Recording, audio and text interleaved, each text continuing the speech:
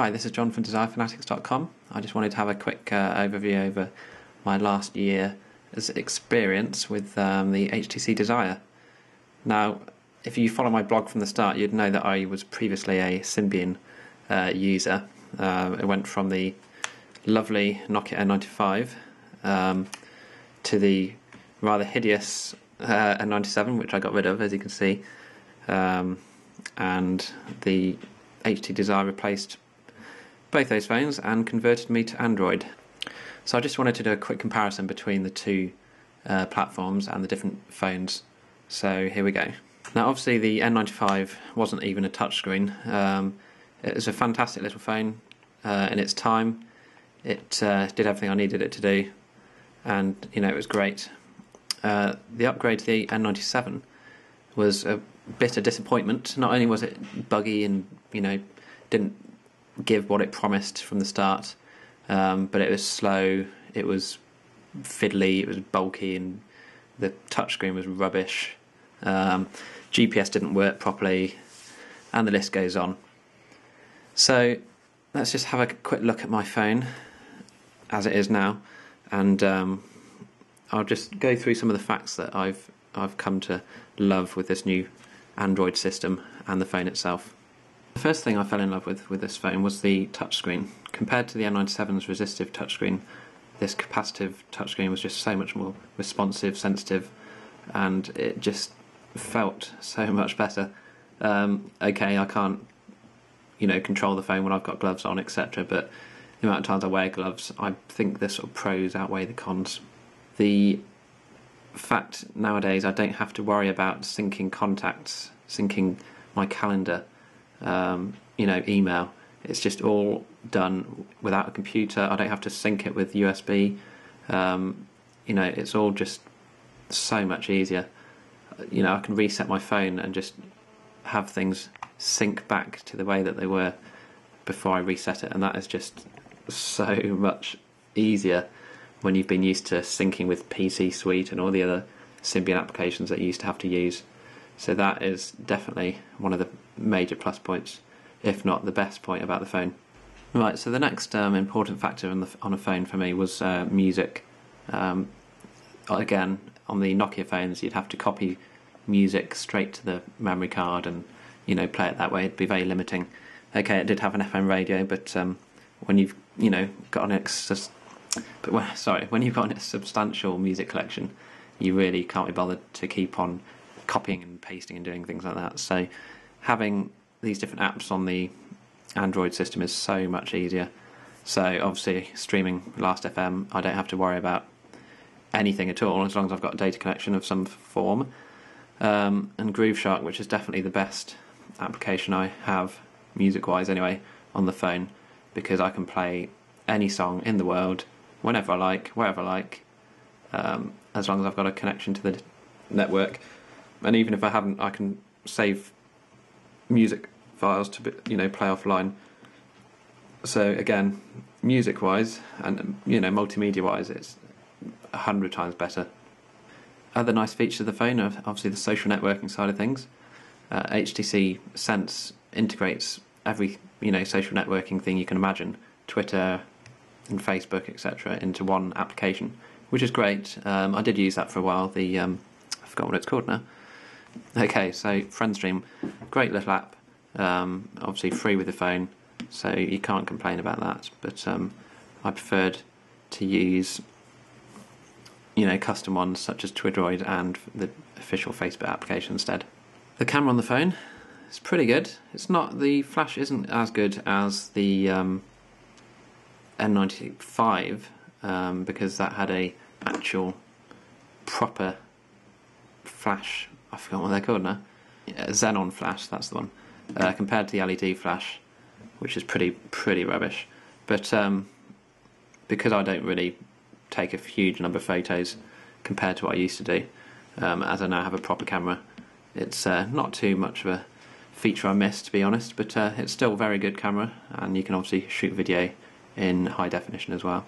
The messaging system compared to the older Nokia phones is so much more improved. Obviously on the old Nokia phones you would have the messaging, is like on most phones to be honest, just one message at a time, filling up your screen, you lose track of what's going on. But obviously with the new messaging thread system on the HTC and other Android phones, obviously, it's just a lot easier to stay in the conversation that you were in without going back and forwards between different texts. If, like me, you're a bit forgetful, you might forget what you were talking about in the first place. Okay, the other thing I would like to mention is maps.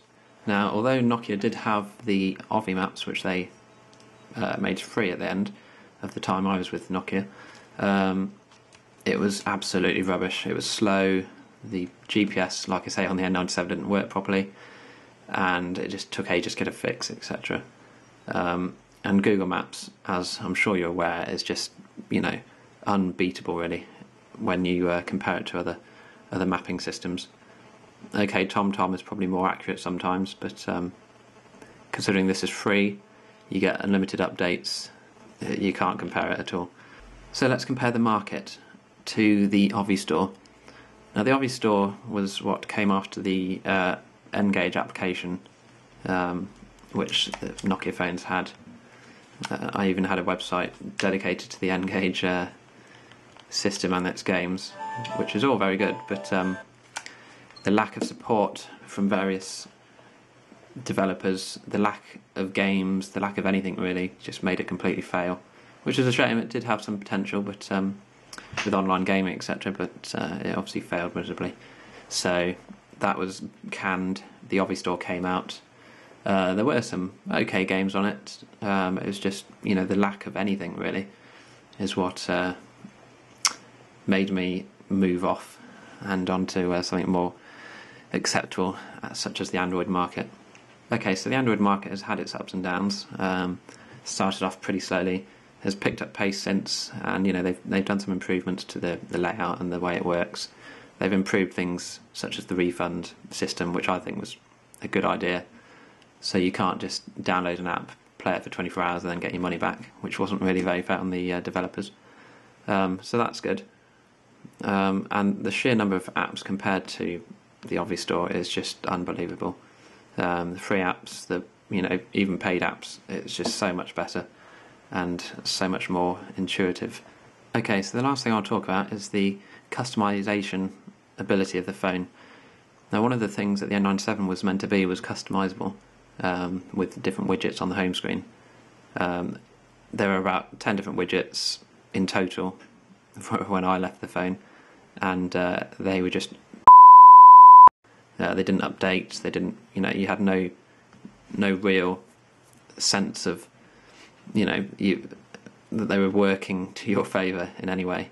So obviously the widgets on the HTC phones, Android phones in general, are just so much nicer. It's a different world really when you compare it to what I was used to on the Nokia phones. So I suppose the next question is whether I will be sticking with my Desire or upgrading to a newer Android phone. I'm quite happy at the moment. I'm on a 24-month contract, but there's nothing I've seen yet. Maybe the Galaxy S, the Google Nexus S. But I could quite easily cope with this phone for another year on top of what I've already had. I've looked at the HTC Desire HD. It's just bigger, bulkier, and I think this is about the right size for me.